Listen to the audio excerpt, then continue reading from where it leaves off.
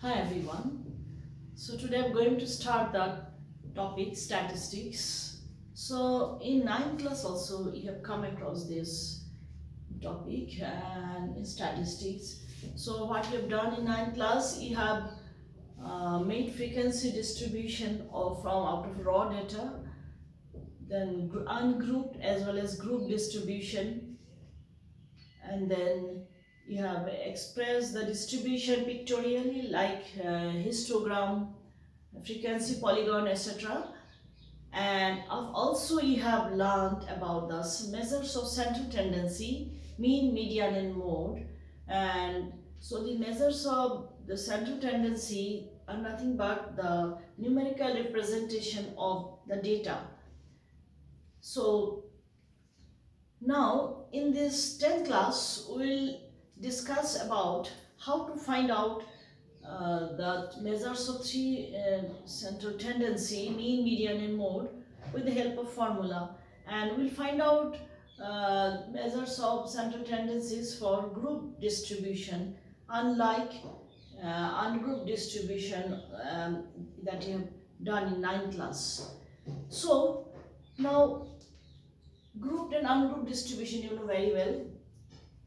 So first let me write down the three measures of central tendency.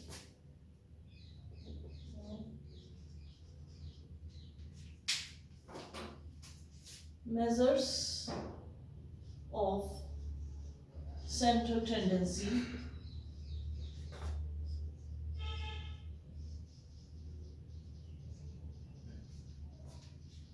are three: mean, then median, and the third one is mode. So actually they are the representative of the data. They give an idea about the nature of data. So find out what was mean. As you recall, mean was nothing but the average value of the data. So suppose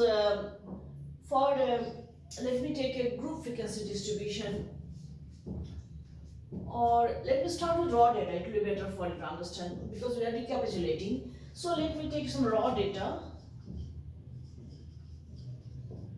Say, let me take arbitrarily what to take. Let me take, say, then let me take 2 3s, then let me take 3 4s, and then let me take 2 5s, then 1 6. So these are the raw data. How many observations are there? As you see, 1 2 3 4 5 6 7 8 9 10. So number of observation we write down. Number of observations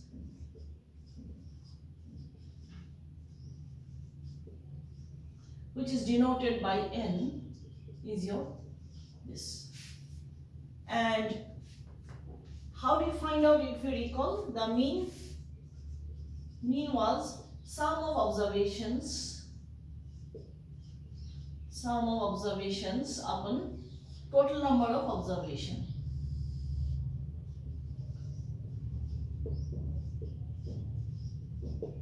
This was the very basic definition. So if you add up all this 4 6 10 and then 12, and ultimately it will come out, if you sum is your, it is 38. As you add all this 2 plus 2 plus 3, that is this 4, then 6 10, then 20, then 32, 32 plus 6 38, and this is n is your 10. So it is 3.8. So that is, in this way you have very basic way, and mean is represented by this symbol x bar. Okay, now this was raw data. Now you know how to make the frequency distribution. Ungrouped frequency distribution will be like this. See, when the size of data is very small, then we go for ungrouped frequency distribution. How to see? That is, xi is the observations. So how many 2's are there? Let me write there as a 2. So 1 2 2 2's are there. So the frequency of this observation 2 is 2. What does the frequency means? How many these observations are in the data. So this is the data 2, and how many 2's are there? 2. That is nothing but the frequency. So next data I'll take in, next observation is 3. And how many 3s are there? There are also 1, 2, 2, 3. So the frequency of this observation is 2. Next observation I am taking 4. How many 4s are there? 1, 2, 3. So the frequency of 4 is 3. Then 5, next observation is 5. How many 5s are there? 1, 2. So the frequency of 5 is 2. Then the next observation is 6. And how many 6 are there? Only 1. So the frequency of the observation is 1. So this is your ungrouped frequency distribution. Ungrouped frequency distribution. So when the data is very small, then we go for ungrouped frequency distribution. And then how do you find out the mean? So what you do? Sum of the observation, sum, that is this is nothing but your product of these two, that is xi fi. As you see, how do you add it? 2 into 2 4, 3 into 2 6. In this you have added, so we just multiply xi with fi. So 2 into 2 4, 3 into 2 6, 4 into 3 12, 5 into 2 10, and 6 into 1 is 6. So now sum of this column will give you this sum. So if you add, I am getting 38. So this is your sigma xi fi. Sigma means sum of all this. So then we can very easily find out the mean by this. So what is mean? Then in this, for group frequency distribution, ungrouped frequency distribution, sigma xi fi upon. Now what is n? N is sum of all these frequencies. So n is your this sum, and that is coming to 10. So this n is equal to, or let me write n, okay, and this sigma xi fi, and n is nothing but summation of all the frequencies. So this is the formula for mean, basic formula for mean. This you remember, and this is for ungrouped. Now for when the data is very large, then it is difficult to manage if I write in this way. In that case, we have to make group frequency distribution. So for group frequency distribution, let me take one ready-made table because to save time. So that I've shown you how we get the formula from very basics. I'm from the raw data, and this is another from raw data I made on ungrouped frequency distribution in this way. Now I'll find out mean for group frequency distribution. So let me write down, take a table.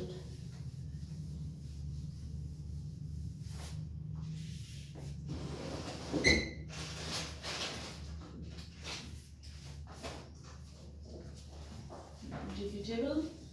So number of plants,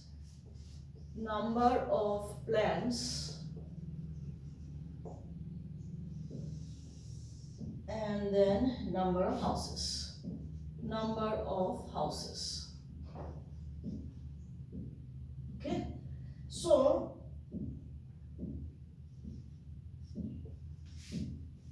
houses having plants in this range from 0 to 2 is only one house. Next, I am taking 2 to 4. It is, there are 2 houses are having number of plants in this range. Then 4 to 6 is 1. Then 6 to 8 is your 5. Then 8 to 10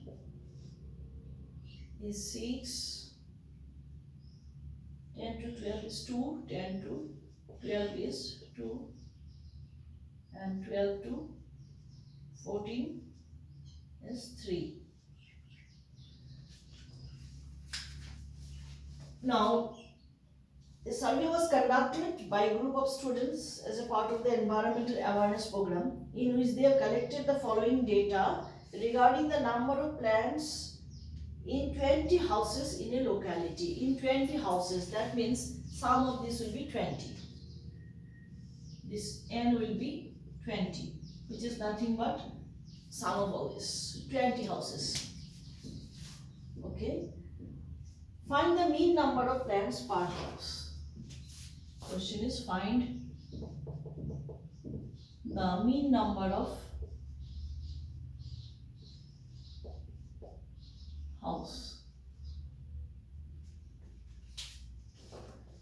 mean number of plants per house. Mean number of, this is the data, the mean number of plants per house. It is this. Mean number of plants per house.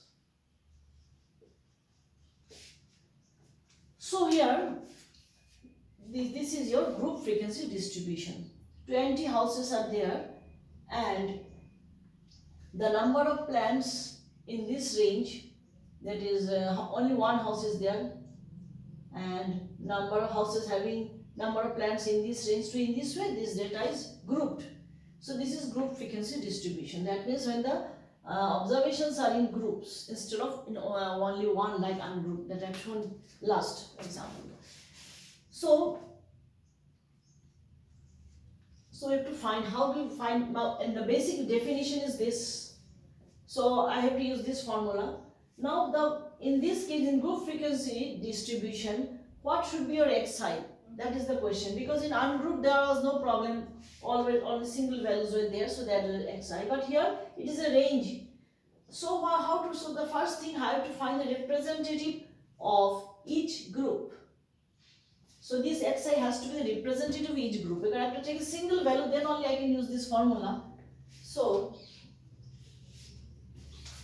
this is your class interval, and this is your frequency Fi.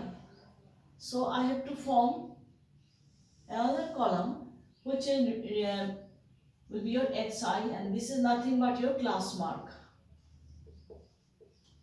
Class mark is the class representative of this class, and that is how we defined it out. Lower limit plus upper limit, lower limit plus upper limit by 2. That is the average of this lower limit and upper limit. This is your lower limit side, is upper limit side. So for the first class, this is 0 plus 2 by 2, it will be 1. The second class, lower limit plus upper limit, 2 plus 4 is 6. So 6 by 2 is 3. On this, 4 plus 6 is 10, and 10 by 2 is 5. Then 6 plus 8 is 14. 14 by 2 is 7. For the next class, lower limit 8, upper limit 10. So 8 plus 10 is 18. 18 by 2 is 9. And then next class, 10 plus 12 is your 22. So it is 11. And the last class, lower limit is 12, upper limit 14. So 12 plus 14 is 26. So it will be 13. So you see, these are the class marks or representative of each class. So this will be your xi, that which I can use in my formula. Now one more thing you should observe here. You see, what is the class size? Class size is 2. Class size, you know, class size is your upper limit minus lower limit. When the class is continuous, that is very important. You see here, it is overlapping or continuous, because the upper limit of the previous class is same as the lower limit of the previous class, next class, like this, same, they are same. So it is called overlapping or continuous. In that case, class size is upper limit minus lower limit, and you know the upper limit is not included here. It is in the next class, it will be included. So it is called excluding type.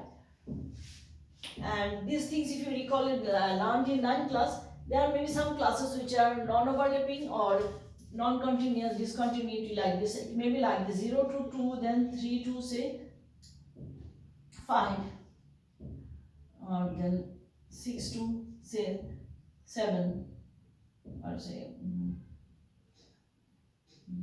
0 to 2, 5, 6, and in this way it may go say 6 to say 9, like that. So here you see, then it will be 10 to 7. So that is, they are not same. In that case, it is including type, that is this value 2 will be included in the class. In that case, we cannot use this. In that case, you can say upper limit plus lower limit, but you have to add 1, because this is included, so plus 1. So you should keep remember this thing, how to find the class size.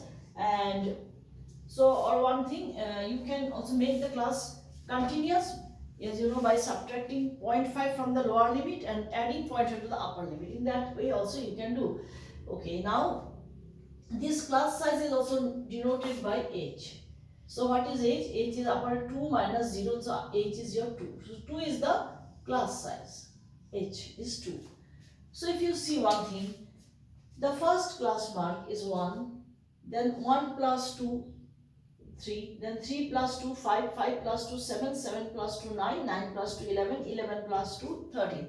So if you can find out correctly the class mark of one first class, then simply by adding the class size, if it is uniform, constant, then you can just simply by adding, we can find out the class mark for the rest of the classes. You don't have to calculate each for each class.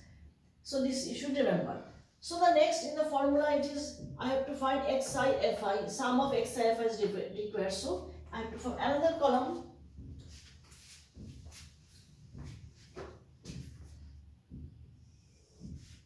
Xi fi. So go on multiplying. So this is xi, this is xi column, this is fi column. Go on multiplying. 1 into 1 is 1, 2 into 3 is 6, 5, 1 into 5 is 5, 5 into 7, 35, 6 into 9, 54, 2 into 11, 22, 3 into 13, 39. So this is xi fi. Then this sum will be your sigma xi fi. And this n20 was nothing but sigma fi. Sigma means sum. And how many observations are there, you see? How many classes? 1, 2, 3, 4, 5, 6, 7. So I will go from this I from 1 to 7. Here also I from 1 to 7. Okay. So now you have to add this. Whatever you will get the result. So mean will be x bar will be sigma xi fi by sigma fi. Or I can write n also, no problem. So just go on adding this. You see 9 plus 1 10, then 5 plus 20, then 30, 32, 2, 3, 3, 6, 6, then 9, 10, 11, 16. It will be like this. So answer, the mean is equal to 162 by 20. So it is how much? 81 by 10. Cancel by 2. So it is 8.1 as the answer. So when we find out mean by in this method, this is known finding mean by direct method. So this is the direct method.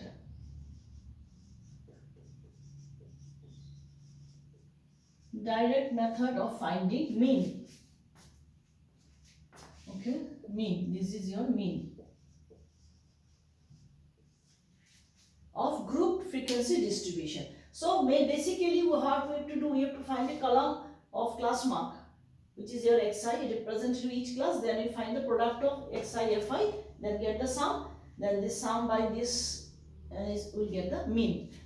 Now as long as this your data size is low, well, this calculation is not difficult, we can do very easily. But when your data values are very large, or number of observation or number of classes are also very large, then this direct method may be difficult to handle. So for reduce our or to overcome this difficulty, there are two more methods. One is assume mean method and another step deviation method, with which we can find out mean. So I'll discuss you in the next video. So that's all for today. Okay, bye.